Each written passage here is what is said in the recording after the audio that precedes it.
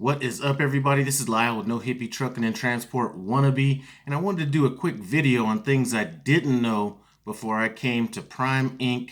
Salt Lake City for CDL truck driver training. Now, this is going to be a little bit specific towards Salt Lake City because things are a little bit different at each location. It's about 4:30 in the morning. I got up.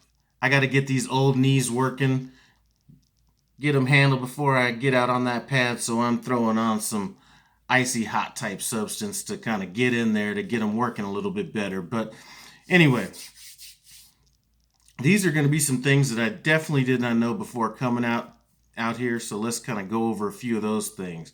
Now, the first thing I definitely didn't know was that this is a 7-day work week or 7-day training week. So I was thinking, you know what?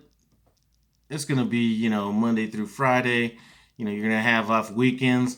That's not the case. You're running 7 days a week, and it's going from about 7-ish in the morning till about 3:30-ish in the afternoon. And you have about an hour and a half lunch break in there. So at this point, I barely even know what day it is. So it's relenting. So that's one thing I did not know. So for any of you guys that are thinking about coming out here, keep that in mind. And it's not bad. As a matter of fact, while I don't like the hours, it is good that you don't have a 2-day period to lose any information that you learned during the first 5 days. So that's almost a plus, even though it does get a little grueling after a while. So that's one thing I didn't know. Second thing I didn't know, especially out here in Utah, the hotel and terminal are pretty secluded. So in terms of, where you can eat, where you can shop, I mean, it's hard to even go anywhere to shop. So pretty much all I've been doing is hanging out at the hotel, and that's pretty much it. You can take shuttles, so they do have shuttles, and this brings me to my third topic is, these shuttles, there's prime shuttles and then you have hotel shuttles. Well, the hotel shuttles, their first priority is going to be, to their guests and things like that. So sometimes even getting to the terminal in the morning can be an issue. I mean, there was a time that one of these shuttles came to pick everybody up. The shuttle's not big enough to hold everybody, and so some people got left behind. And then when they got to the terminal, people were asking why they were late. Now, to me, that seems a little that's a little stupid. I think the shuttle situation could be handled a little bit better than what it is, because I mean it's a little stressful dealing with that. I know that there are people that go to Walmart at lunch because the shuttle will take people to Walmart if they need to.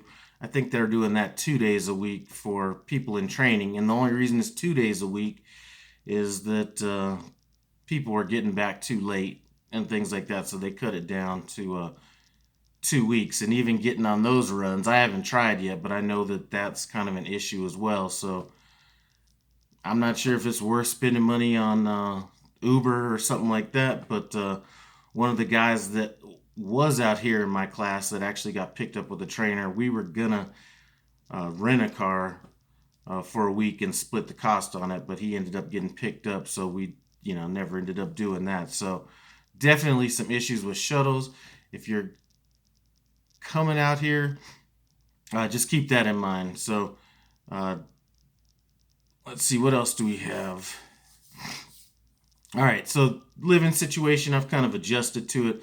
The luxurious accommodations here at the Ramada Inn is definitely not 5 stars, and but I've kind of settled into that.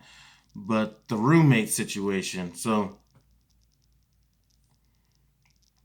I would be thinking that my thinking before I came out here was a class comes in together, and then they're going to set you up with a roommate, and then you're going to kind of go through this process together.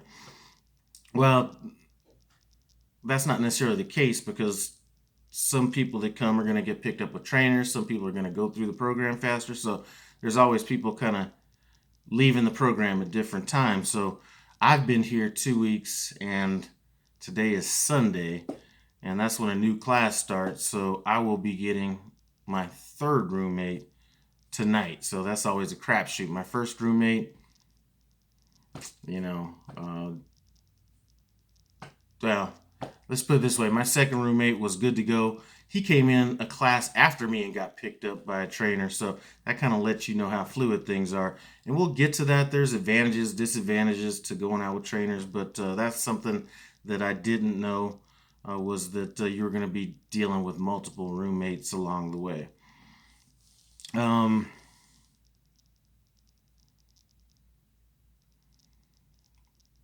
One of the other things that I was thinking was that, there was going to be an option. Well, actually, there is an option. But actually, I guess this isn't one of the things I didn't know, but I am going to kind of bring that up in this because somebody had asked about it. Uh, Training, for the most part, is done in automatic trucks. You can test in a manual if you want. There's still a few drivers that are doing training that have manual transmissions. Plus, there is one that you could use here, but most of these companies are going to automatics. I was kind of concerned about having an automatic restriction on my license, but when I think about it, the next step, if I was to make another step, would be to buy my own stuff anyway. So I would go with an automatic. So I really don't care about that.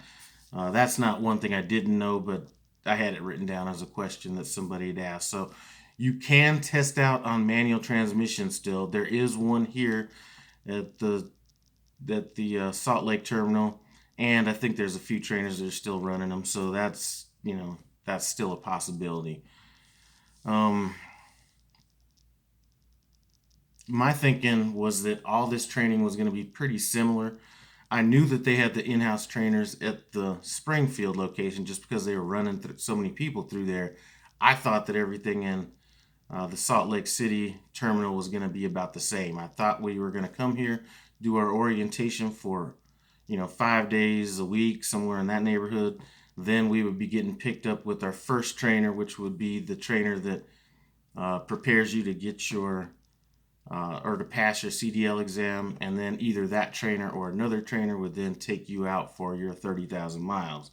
That was what I thought. So the in-house training program was something that I didn't expect. Now, as far as the in-house training goes, when I first got here, when I was just about to leave orientation, and I realized that there were people doing the in-house training, I was trying to get with the trainer. Or that was at least what my hope was. After being here a while, I really do like this in-house program a lot. And as a matter of fact, I did interview with the trainer and decided not to go out with that trainer. At some point, and this was early on, so it probably would have, if I wanted to go with the trainer, that would have been the time to do it. If a trainer comes in now to pick me up at this point, it's just better to stick where I'm at now. So I didn't know that this program existed, and so I guess that's something that I didn't know. One other thing I wanted to kind of touch on is something that I didn't expect is that everybody's experience is going to be different. So some people are going to go through the program faster than others. A lot of people get not held back, but their training goes a little bit slower because their class might be going a little bit slower. Some people's training is going to be going a little bit different because they're going to get picked up by a trainer right off the bat. So, there are people that came in on my class that already have trainers. There's two of us left that just stayed to do the in-house training. And there are people in the class behind me that just came in exactly last Sunday that I think there are three of those guys that got picked up with trainers already. So their experience is going to be totally different than my experience. There are people that are doing the in-house program that have been here 5 weeks. There's some people that, tested out in 3 weeks. A lot of the people that have been here 5 weeks, they may have had to overcome a few, different things as far as exercises or just not feeling like they were prepared yet. And so they hung around a little bit longer than some people, pick it up right away and then they can kind of move on. Now I'm picking up the driving really well, but then I kind of get held back because, uh, the group that I'm with or whatever is not picking it up quite as fast. Uh, so that's, there's only so many trainers, so you can't move on to the next step, and then, unless there's, at least one other person to kind of move up into that with you. So everything is a little bit different as far as that goes. As far as what I think about it, and,